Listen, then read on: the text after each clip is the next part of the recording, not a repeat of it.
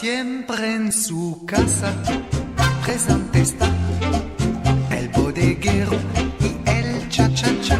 Vete a la esquina y los verás, y atento siempre te servirá. Ende enseguida, corre allí, que con la plata lo encontrarás. Del otro lado del mostrador, muy complaciente y servidor.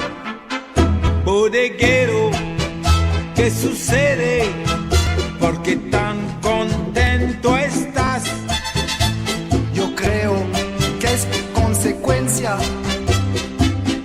de lo que en moda está. El bodeguero bailando va, y en la bodega baila así. Entre frioles, papaya y el nuevo ritmo del cha-cha-cha. Hello again and welcome to season 3 of Cooking with Mr. Sockavello.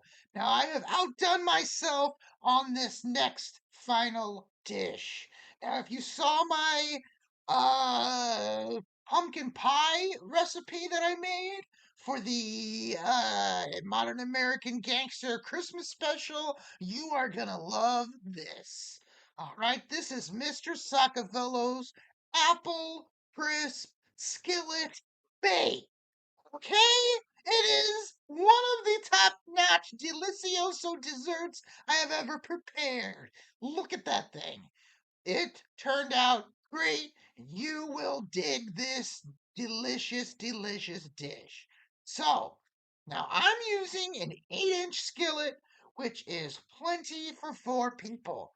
Now, if you're going to make this in a 10-inch skillet or even bigger, a 12-inch skillet, you're going to need to add more ingredients, and I'll leave that to you to do the correct portions of this dish.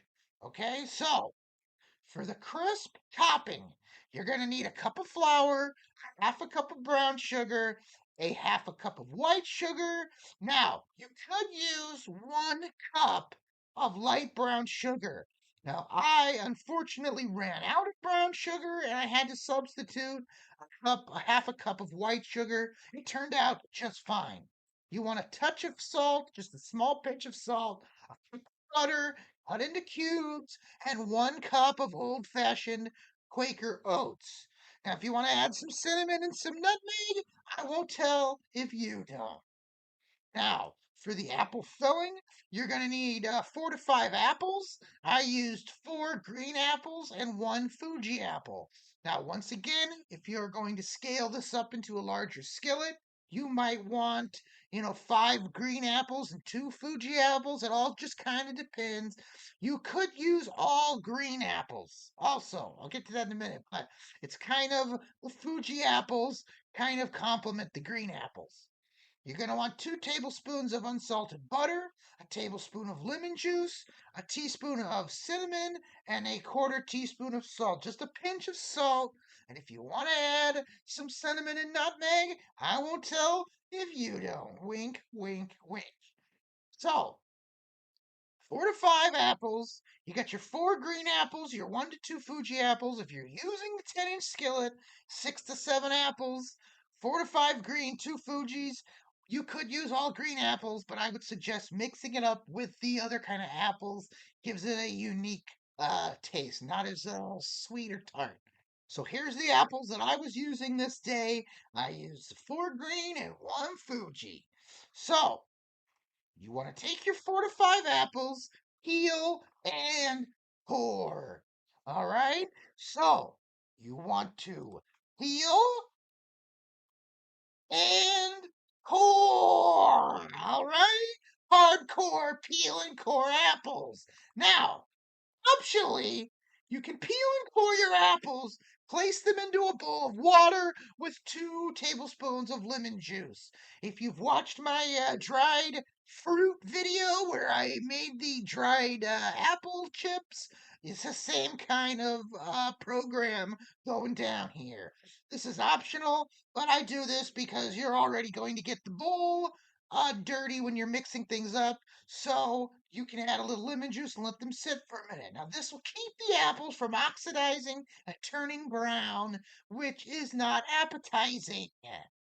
Okay, so you've peeled and cored your apples. You put those in the bowl and let them sit. You can drain off your water after they sit for a few minutes.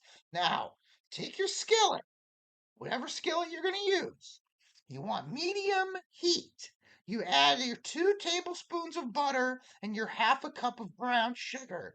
Add a tablespoon of lemon juice, tablespoon of cinnamon, half teaspoon of nutmeg, a pinch of salt, and if you want, I didn't have any cornstarch. I'll have to get some, but you can add about a half tablespoon to 1 tablespoon of cornstarch if you have it. Now that will thicken it all up so it's not so runny when you're serving this because the apples are going to have a lot of moisture in them and that's going to come out into the skillet. So if you have a little cornstarch, you can sprinkle some of that in. Now, you don't want to cook this mixture in the skillet. You just want to mix it while heated. Now you take that mixture of butter and the brown sugar and all that, mix it all up. You don't want it to stick. You don't want to cook it. You just want to heat it up hot. Now you want to pour that right onto your bowl full of peeled and cored apples. All right? Now mix well. Okay? Mix it all together until it's all covered, and then you can see here your apples are covered with the brown sugar buttery mixture there. Okay? Now you pour that back into your skillet that you used. You don't need to wash it or anything.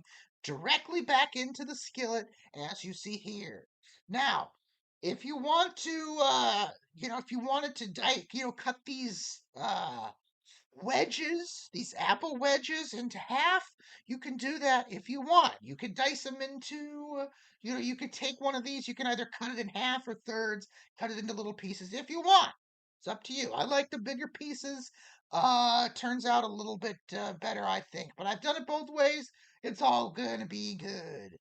All right, now for the topping, you've got your skillet, you've got your seasoned apples ready to go. Now, the crisp topping. You're going to want a cup of flour, half a cup of brown sugar, half a cup of white sugar. Like I said, I ran out of the second half cup of brown sugar, so I had to do 1/2 cup of brown sugar, half cup of white sugar.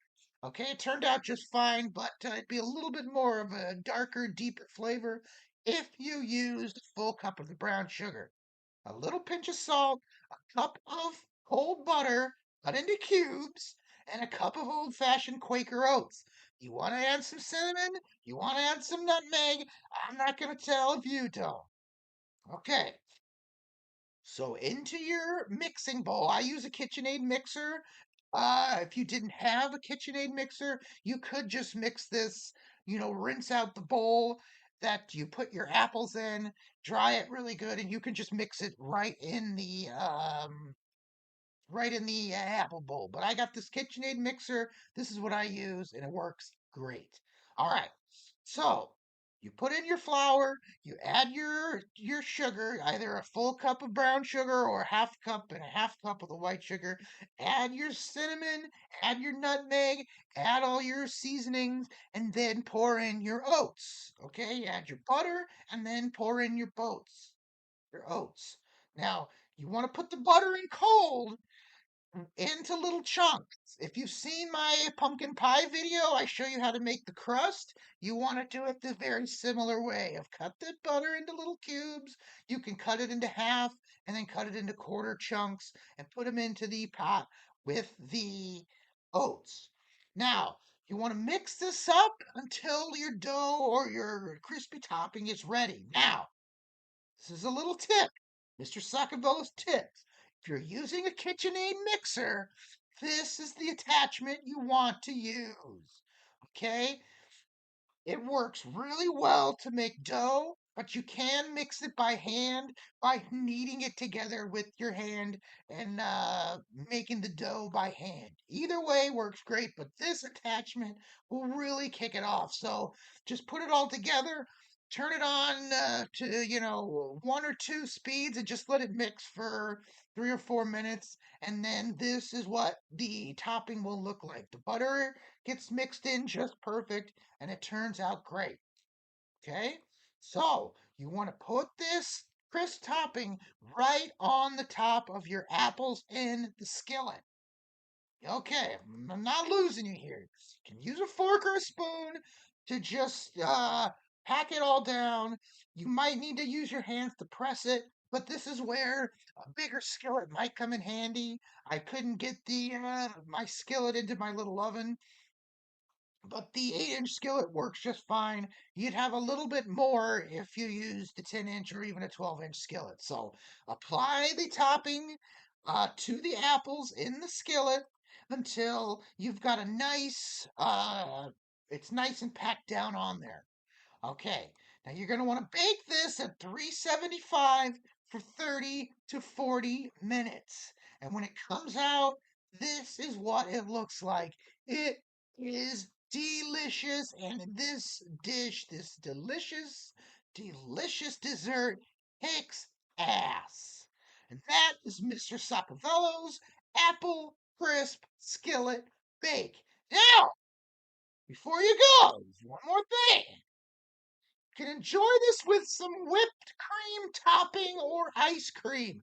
Obviously, once again, if you've seen my pumpkin pie video, you know all about the delicious whipped cream. Now, you could use your KitchenAid mixer with the whisking attachment. You can just hand whisk this, but you want like a half a cup of heavy whipping cream and a half a cup of powdered sugar.